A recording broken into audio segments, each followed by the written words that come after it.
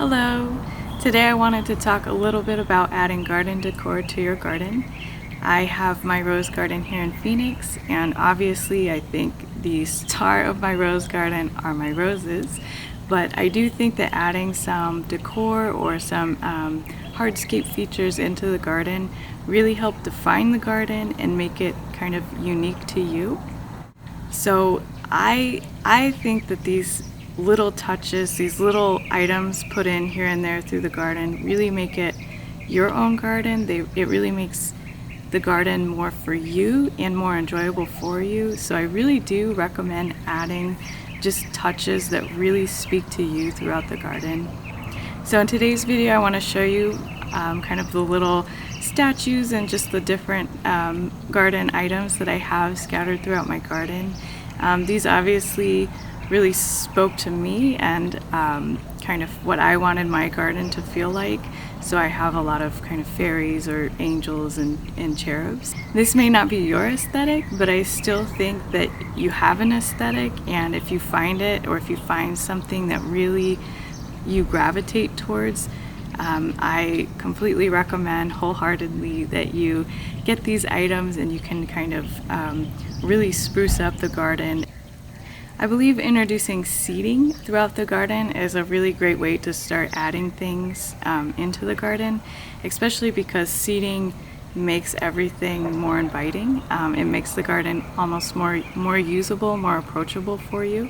And even though I have a very small garden, I do find that kind of moving throughout the garden and getting a different perspective on the garden, it completely changes. And I think that it's amazing to have just different seating options throughout. Another addition that I think is really great is to have some hardscape features to really define the walkway in your garden. I think it really helps the flow of the garden, and it really does direct kind of where you step and where you go. So it almost makes the garden more approachable, or it makes it more navigable. So combining some sort of hardscape feature to some sort of seating is really special, and it makes the garden really usable. And I don't think either of these elements needs to be particularly ornate or bulky or clunky. It could be very simple. The seating could be as simple as like a stump or a rock and a blanket to sit on. And the walkway could be as inexpensive as getting, broken leftover pavers and just defining your pathway towards the seating area. And these two together, I think, really help make your yard more usable, especially during different times of day. If you've got a lot of different seating out there, you've got a lot of different options, if it's hot, if it's cold, if it's sunny, if it's not sunny. And then just again, getting a really cool, different version of your garden every time you move, walk around, and sit. I think adding these two elements really make everything come together. So beyond that, beyond the seating and the hardscape, I really enjoy having different statues in my garden. They're so much fun to look at, and they're not bound to one space, so you can kind of move them around the garden. And there's just tons of garden statues available in the world, so really finding something that you think is fun and interesting to look at, and then moving it around or placing it in different areas of the garden is really fun. And I feel like it actually brings your garden to life, like there's animation or things living in your garden, and it makes it really playful and fun. And along those lines, I think adding kind of water features into the garden, something as simple as just a little bird bath, or maybe a little bit more ornate like a water fountain feature, or full out pond. Maybe if you have a large enough yard, you could go there. And it also does engage some wildlife into your garden, just to have like a watering hole for them.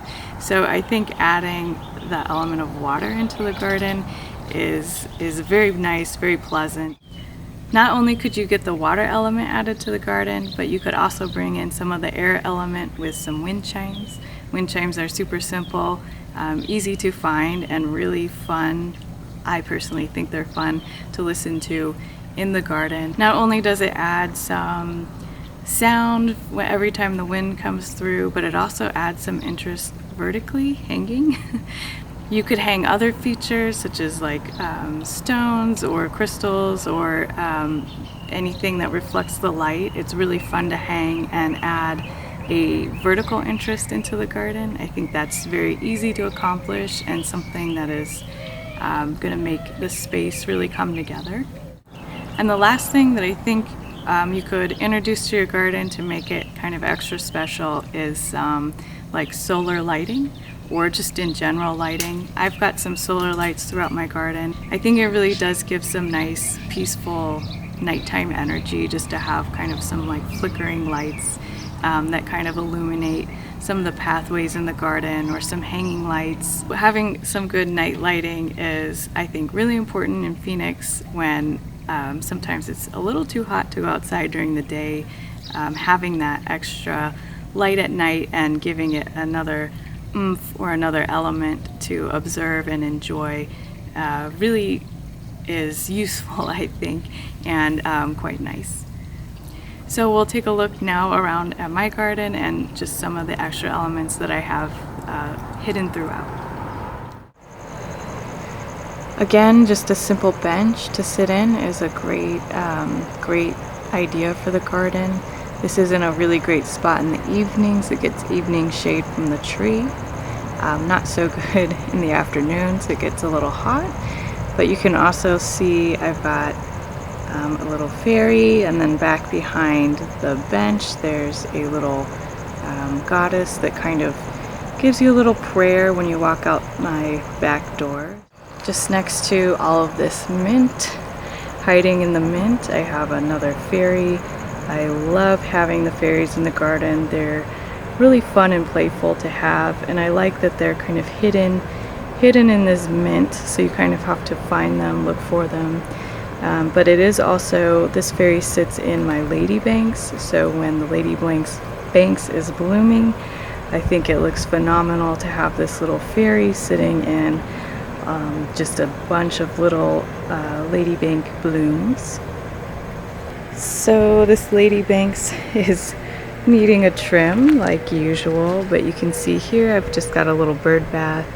This one gets hard to keep up with in summer here in Phoenix just because it evaporates so quickly, but it is fun to use in the winter. And I like that I have this little angel in the water. She kind of prays for the water. So this is one of my favorite additions to the garden. I got this little footbridge in here not too long ago. This I got off of I think Wayfair, but I have always liked the idea of having a little footbridge in the garden, but not having any water or any waterways. I don't know, it took me a while to get it, but I love having this here. I think it really defines the space, and it defines this area as a pathway, as a walkway for you to come in and walk through. I also have that lantern to the right. It's a solar powered lantern, so at night it flickers and kind of lights up that this is the entryway into the garden. So you can kind of walk over the bridge, and cute little fairy on the swing. I think it adds a lot of depth and element to have something kind of hanging, and she swings in the wind a little bit. So I believe I actually got most of these statues, if not all, off of Amazon. There's a specific dealer on there. I'll put a little link in the description below that has a bunch of different types of statues, fairies, angels, demons, anything that you would want. They've pretty much got it in a garden statue form. So very fun. So in here you can't really see because it's overgrown with mint, but there is a cute little fairy back here. I do like the idea of placing my garden statues somewhere where they might get overgrown or kind of shadowed in by different elements of the garden.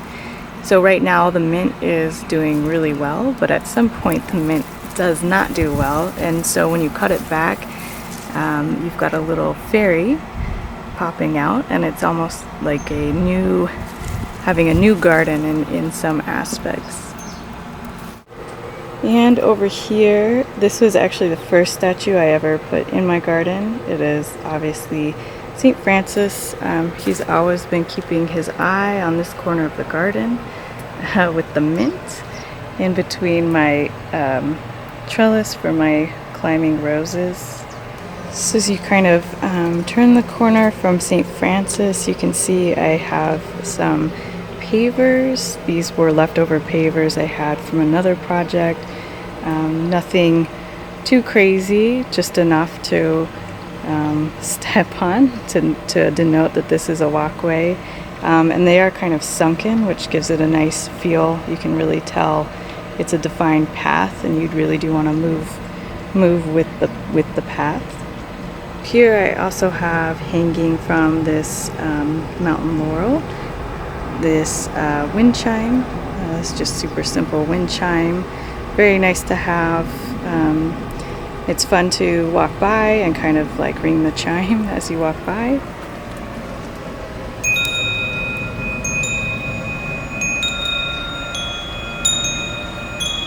And then from the other direction, I have these two angels. So I do enjoy having these guys positioned differently, so if you're walking a different way, you kind of get a different view or features, I guess, of the garden.